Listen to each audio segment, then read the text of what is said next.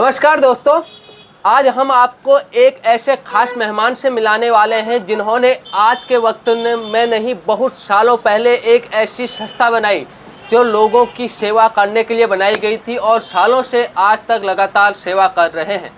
जी हाँ, हम बात कर रहे हैं हल्द्वानी ऑनलाइन संस्था की। यह आज के दौर में नहीं, सन 2000 के दौर में यह ग्रुप बना था, यह संस्था बनी थी। उसके बाद हमेशा लगातार लोगों की सेवा जारी है और हल्द्वानी ऑनलाइन के नाम से मार्केट में आपको अनेक सोशल मीडिया में पेज दिख जाएंगे और अनेक वेबसाइट भी दिखेंगी, लेकिन जो असली संस्था है या असली पेज है आज हम उनसे मिलाने वाले हैं। क्योंकि मार्केट में हर चीज़ का डुप्लीकेट तो होता है, लेकिन हल्द्वानी ऑनलाइन संस्था सहायता समूह हिंदी में लिखा हुआ जो पेज है, जो ग्रुप है, वही असली संस्था है, वही एनजीओ है। तो उसके दिनेश वैशाली जी हमारे साथ जुड़े हुए हैं, इनसे बात करते हैं। बहुत बहुत स्वागत साहब आपका समय देने के लिए। धन्यवाद। जानना चाहेंगे आपने उस दौर में इस संस्था की शुरुआत की थी जिस दौर में बहुत कम संस्थाएं होती थी, तो कैसे मन में आया कि आप लोगों की सेवा के लिए आगे आए? एक्चुअली में संस्था तो हमने 2000 में रजिस्टर्ड है हमारा ये एनजीओ, लेकिन अगर प्रैक्टिकली देखें तो हमने सेवा भाव कार्य 2011-12 से शुरू करा। तो अब धीरे धीरे करते करते आज लोग जुड़ते रहे, कारवा बढ़ता रहा और सेवाएं भी बढ़ती रही। ऐसा नहीं कि जो 2012 में हमने किया वही हम आज उतना ही आज भी कर रहे हैं। 2012 में एक शुरुआत करी थी छोटी सी, आज वो बढ़ते ये सब चीज़ें बढ़ गई हैं। बिल्कुल, शुरुआत करना बहुत ज़रूरी होता है और शुरुआत हो गई तो वो धीरे धीरे बढ़ता ही जाता है। बिल्कुल। तो आपको कैसे लगा कि आप इस क्षेत्र में, लोगों की सेवा के क्षेत्र में कैसे आए? एक्चुअली में ये तो भाव होते हैं। देखिए, भाव आपके अंदर हों तो फिर जहाँ चाह वहाँ राह कहते हैं ना। तो थे ही कई सेवा भाव, कई ये पुराने बुजुर्गों के हमारा वो रहे होंगे संस्कार की, उन्होंने सेवा भाव हमें दिए। तो हमने तो एक फेसबुक ग्रुप बनाया ऐसे ही शुरुआत में। कोई ऐसा वो नहीं, हमें ही पता नहीं होगा कि हम आने वाले समय में ऐसा करेंगे, लेकिन धीरे धीरे होते रही। पहले किसी एक को ज़रूरत पड़ी, उसकी ज़रूरत ग्रुप में पोस्ट डालने के माध्यम से पूरी हुई, तो हमें लगा यार क्यों ना ऐसे कई और भी ज़रूरतमंदों को लिया जाए और उनकी पोस्ट बनाई जाए और ज़रूरतमंद। तो धीरे ऐसे करते सपोज मैं एक उदाहरण देता हूँ आपको। सबसे पहले एक आदमी को ब्लड की ज़रूरत पड़ी, तो उन्होंने समूह में पोस्ट करी। तो समूह में देखा कि वहाँ 2-4 लोगों ने कमेंट करे, जुड़े हुए लोगों ने, कि मैं दे दूंगा।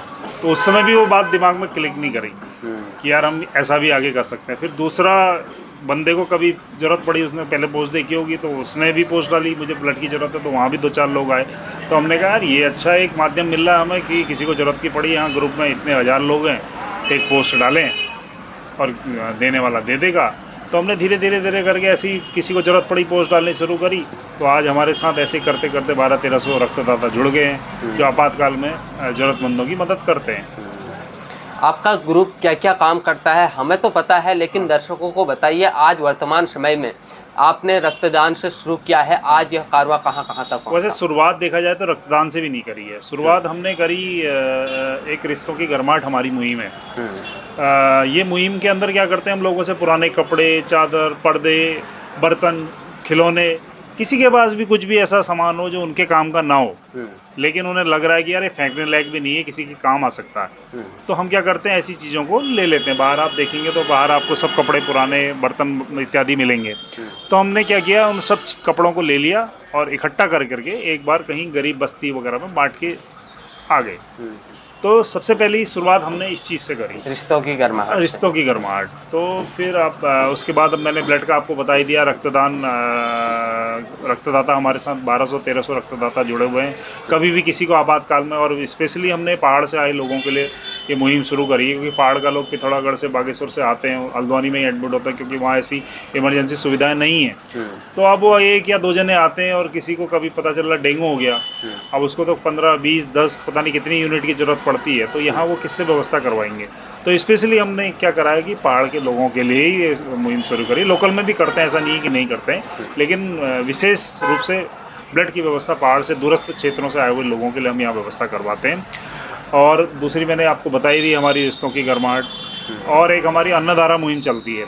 अन्नधारा मुहिम के अंदर क्या है कि हम लोग आप सप्ताह में 3 दिन रात्रि का भोजन बेस चिकित्सालय हल्द्वानी में जितने भी मरीज हैं उनके तीमारदार जो उनके साथ रुके रहते हैं उन सभी को हम रात्रि का भोजन वितरित करते हैं। और उनके साथ जो मरीज हैं जो मरीज के लिए हम यहाँ से फल ले जाते हैं और हम यहीं स्वयं हम वो खाना बनाते हैं। यहीं पास ही में हमारा किचन है, आज भी वहाँ खाना बन रहा है। सोमवार का दिन है आज, तो सोमवार, बुधवार और शनिवार 3 दिन हम ये करते हैं। ये हमारी अन्नधारा मुहिम है। इसके अलावा जलधारा मुहिम है हमारी, वो केवल गर्मियों की मुहिम है। जलधारा मुहिम में क्या करते थे हम पहले, इस बार थोड़ा सा हमने कॉन्सेप्ट चेंज कर दिया। हम क्या करते थे, पानी की बोतलें, शीतल पानी की बोतलें, राहगीर में रिक्शे वाले, सब्जी वाले, दिन के 12-1 बजे करीब हमने पेटियां रखी पानी की और 2 जने स्कूटी में चल दिए। और जो राहगीर मिले हमें लगा कि इनकी ज़रूरत है, तो गर्मियों में तो कौन मना करता है पानी के लिए, कोई भी नहीं मना नहीं करता, तो ऐसे रास्ते में देता है। लेकिन पिछले साल, इस साल से हमने थोड़ा सा कॉन्सेप्ट चेंज कर दिया है। अब हमने क्या किया, हमने सोचा कि बोतल बांटने से बड़ा, बोतल तो क्या बटेगी, 100, 150, 50 लोगों को बटेगी, तो हमने क्या करा, उसके बाद इस बार घड़े लगवा दिए जगह जगह पर, बड़े घड़े।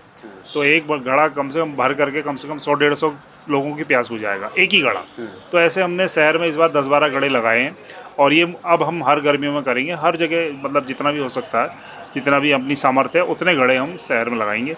तो ये हमारी जलधारा मुहिम है, एक पवित्र धारा मुहिम है जो हम केवल और केवल अभी तक हमने रानीबाग में करी है। रानीबाग चित्रशला, पवित्र गार्गी नदी, उस गार्गी नदी का पानी पूरी हल्द्वानी पीती है, लेकिन वहाँ लोग सौदा करके आते हैं तो पूरी नदी को गंदा करते हैं। तो हम लोग क्या करते हैं, वहाँ पर नदी और नदी के आसपास के क्षेत्र को साफ़ करते हैं और पिछले कई वर्षों से हम लोग ये मुहिम कर रहे हैं। तो ये हमारी पवित्र धारा मुहिम है। इसके अलावा एक हमारी संवाद धारा मुहिम आती है। संवाद धारे में हम लोग क्या करते हैं, किसी विषय के विशेषज्ञ को, जैसे सपोज करो चिकित्सा क्षेत्र में किसी डॉक्टर को ले लिया, हम लाइव आते हैं उस दौरान। तो लाइव आने के दौरान हम दर्शक भी जुड़ते हैं, तो लाइव के दौरान ही उनकी समस्या का समाधान करते हैं। किसी ने कहा बुखार आ गया तो डॉक्टर साहब ने बता दिया, किसी ने कहा पेशेंट ने मुझे ये दिक्कत हो रही है तो इसका निराकरण कैसे करें, तो लाइव में हम उनकी समस्याओं का समाधान करते हैं। तो ये हमारी संवादधारा मुहिम है। इसके अलावा हमारा आती है एक पगधारा मुहिम। पगधारा मुहिम भी हम सिर्फ़ और सिर्फ पहाड़ में ही करना शुरू करा है, जिसके अंतर्गत हम विद्यालय में बच्चों को चयनित करते हैं। उन बच्चों को चयनित करते हैं जिनके पास जूते नहीं है, स्वेटर नहीं है, क्योंकि पहाड़ों में अभी भी कई बच्चे ऐसे हैं जिनके पास पहनने के लिए जूते और पहनने के लिए स्वेटर नहीं है इतनी ठंड में। तो हम क्या करते हैं, तो उनके जूतों की नाप लेकर के विद्यालय के प्रधानाचार्य से बात कर करके जूतों की और स्वेटर की नाप लेकर के मंगवा लेते हैं। फिर जिस दिन हमने खरीद कर के सब व्यवस्था कर करके उस विद्यालय में जाते हैं, बच्चों को जूते, स्वेटर, उसके अलावा हम बच्चों को, सारे बच्चों को वहाँ स्टेशनरी बांटते हैं, खाने की चीज़ें बांटते हैं और एक क्विज कराते हैं उनके लिए, सामान्य ज्ञान प्रतियोगिता। तो ये सबसे अच्छी मुहिम है हमारी पगधारा मुहिम। तो ये हम अभी लास्ट हम बात करें तो ओखलकांडा जैसे दूरस्थ क्षेत्र में हम गए थे पगधारा मुहिम करने, जहाँ 8-8, 10-10 किलोमीटर दूर से बच्चे पैदल आ रहे हैं और 80% बच्चों के पैर में जूते नहीं थे, मतलब, और ऐसे ही 50-60% बच्चों के स्वेटर नहीं थी पहनने के लिए जाड़ों में। तो उन बच्चों को सबको हमने दी, स्पोर्ट्स का सामान उन्हें दिया। तो ये हमारी जो है पगधारा मुहिम आई। उसके अलावा हमारी आती है मदद की दरकार। मदद की दरकार ये है कि कभी कोई गरीब निर्धन का ऐसा हो जाता है कि ऐसी बीमारी लग जाती कि उसकी अपने बस में नहीं रहती उसका इलाज कराना। आर्थिक खर्चा, जैसे कैंसर जैसी बीमारी है, उसका इलाज हल्द्वानी में संभव नहीं होता, बाहर ही जाना पड़ता है। तो ऐसे मरीज़ के लिए क्या करते हैं, हम फंडिंग पोस्ट हम लोग करते हैं, क्राउड फंडिंग जिसको कहते हैं। हम लोग अपने फेसबुक ग्रुप में एक पोस्ट डालते हैं और जो मरीज़ है उसका या उसके परिजनों का अकाउंट नंबर देते हैं, डाल देते हैं उसमें, जो भी मदद करना चाहता है उनके अकाउंट में वो मदद कर देता है। तो ऐसे भी हम करीबन आज तक 50-60 मरीजों का इलाज करा चुके हैं। तो ये हमारी जो है आपकी हो गई मदद की दरकार मुहिम। इसके अलावा कभी किसी को व्हीलचेयर चाहिए हो, किसी को दिव्यांग रिक्शा चाहिए हो, तो ये भी हम लोग देते हैं। कई लोगों को हम दे चुके हैं, कई बच्चों को दे चुके हैं। तो यही सब हमारी मुहिमें हैं जो इस समय चल रही हैं।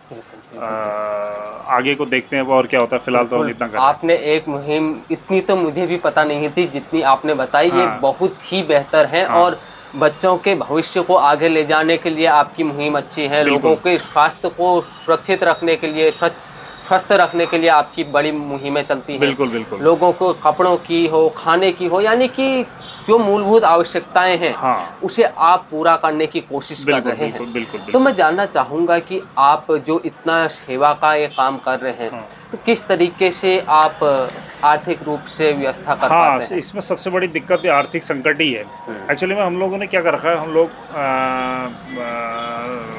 करीबन 150 लोग हम लोग आपस में जुड़े हुए हैं और हमने एक व्हाट्सएप ग्रुप में सबको जोड़ के रखा हुआ है। तो हम लोग क्या करते हैं, हम लोगों ने एक मतलब इसमें कोई दबाव नहीं है, हम लोग आपस में ही क्या करते हैं, किसी ने 100 रुपया दिया, किसी ने 200 दिया, किसी ने 500 दिया, ऐसे करके हम हर महीने अपना कलेक्शन करते हैं। उसमें दबाव किसी से कुछ नहीं है कि कोई दे या ना दे। स्टूडेंट से तो हम लेते ही नहीं, बिल्कुल साफ मना है।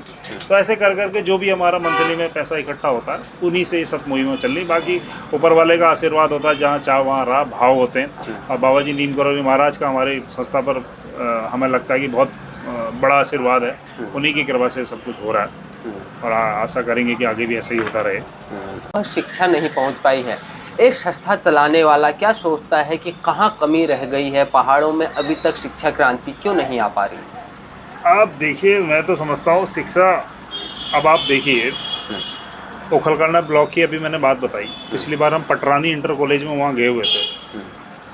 वहाँ 8 या 10 किलोमीटर दूर से बच्चे स्कूल आ रहे हैं, है ना, यानी कि 8-10 किलोमीटर में के दायरे में कोई इंटर कॉलेज नहीं है। अब पैदल आ रहे हैं, इसका मतलब यातायात भी बढ़िया नहीं है, गाड़ियाँ नहीं चलती हैं। दूसरा आप देखिए, वहाँ पक्की सड़क तक नहीं है।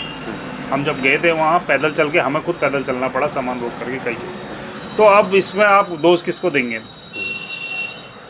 जाहिर सी बात है, वहाँ के क्षेत्रीय नेताओं को, लोकल के नेता होंगे, बड़े वहाँ के कोई विधायक भी होंगे, इन्होंने सब इन्हीं का काम है ना। रोड कोई पर्सनल आदमी तो बनाएगा नहीं।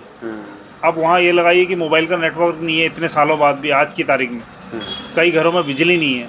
इसका आप दोष किसको देंगे? सरकार को ही देंगे, जाहिर सी बात है। क्षेत्रीय प्रतिनिधि को देंगे, है ना। उन्होंने अपने प्रयास ढंग से नहीं करे, तभी ये सब सुविधाएं नहीं है। 10-10 किलोमीटर से आज की तारीख में किसी को बताया जाएगा तो उसको सच ही नहीं लगेगा कि 10 किलोमीटर दूर से बच्चे पैदल आ रहे हैं और उन बच्चों के पैरों में चप्पल नहीं है, पहनने के लिए स्वेटर नहीं है ठंड में। तो ये सब दिक्कतें हैं।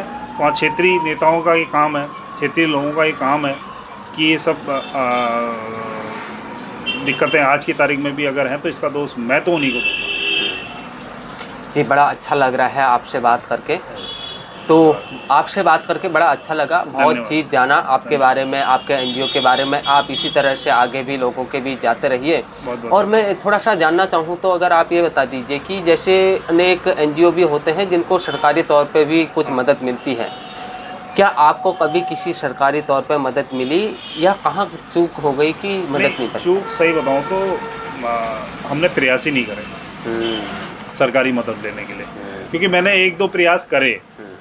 मतलब वहाँ पहुँचने से पहले, मतलब हमें अगर वो 100 रुपये वहाँ से मिल रहे हैं तो 20-30 रुपये का, 40 रुपये का हिसाब वो अपना पहले तय कर लेते हैं। हाँ, तो अब आप ये समझिए 100 रुपये में से आप 40 रुपये देंगे तो 60 रुपये आप उसको इस्तेमाल करेंगे, है ना। कहीं ना कहीं बेईमानी कर रहे हैं, है ना। तो आज की तारीख में हम लोग अपना ही पैसा इकट्ठा कर रहे हैं, अपने पास से कर रहे हैं, कम से कम दिल में ये तो नहीं है हम कहीं मतलब कोई गलत चीज़ कर रहे हैं। 100 रुपये हमारे पास इकट्ठा हो रहा है तो 100 रुपये कहीं ना कहीं लग रहा है सेवा भाव, है ना। और जितने भी लोग देने वाले हैं, ऊपर वाले ने सबको कहीं ना कहीं सक्षम बनाया है। कहीं ना कहीं उनके पास रोज़गार है, कोई नौकरी वाले हैं, कोई रोज़गार करते हैं, कोई बिजनेस वाले हैं, सब कुछ है। तो वो सब अपने आप में सक्षम है, तो उनको कोई ऐसी ज़रूरत भी नहीं है, वो एक भाव से दे रहे हैं पैसा। तो वो 100 रुपये आ रहा है तो 100 रुपये कहीं ना कहीं ज़रूरतमंदों के लिए लग रहा है। बहुत बढ़िया सर, बहुत अच्छा लगा आपसे मिलकर। दर्शकों से भी कहना चाहता हूँ, हल्द्वानी ऑनलाइन संस्था सहायता समूह, ये हिंदी में लिखा हुआ एक पेज है, आजकल तो इंग्लिश में भी बहुत बन गई, तो इसमें भी थोड़ा बताइए। जैसे आपने शुरुआत ये की, इसके बाद हल्द्वानी ऑनलाइन के इतने पेज बन गए, कभी आपने आपत्ति नहीं की? क्योंकि जो आपका मूल है कहीं ना कहीं तो भटक रहा है। देखिए, मैं जितने भी इस नाम से ग्रुप बने हैं या बन रहे हैं, आगे बनेंगे, रजिस्टर्ड एक ही है, जो एनजीओ है वो है हमारा हल्द्वानी ऑनलाइन संस्था सहायता समूह, हिंदी में लिखा हुआ ग्रुप फेसबुक में, और कोई भी नहीं मिलेंगे और ना कोई रजिस्टर्ड होंगे इस नाम से। अच्छा। वो सिर्फ हमारा एकमात्र हुआ है, और हमने कुछ ऐसा तो करना नहीं है, बनाने जिसको बनाए, है ना, उसमें हम क्या आपत्ति करें, बनाए हो खुद, लेकिन प्रैक्टिकली लोग देखेंगे तो वो समझ जाएंगे कहाँ क्या हो रहा है। जी बिल्कुल। है ना, ये है। तो देखते रहें डिजिटल वाणी, हम आपको ऐसे अनेक लोगों से मिलाते रहेंगे जो समाज सेवा का काम कर रहे हैं, राज्य को आगे ले जाने की अपनी ओर से कोशिश कर रहे हैं, राज्य को सशक्त और मजबूत बनाने की कोशिश कर रहे हैं। तो ऐसे लोगों से मिलकर हमें बड़ा अच्छा लगता है। तो बहुत बहुत धन्यवाद, नमस्कार।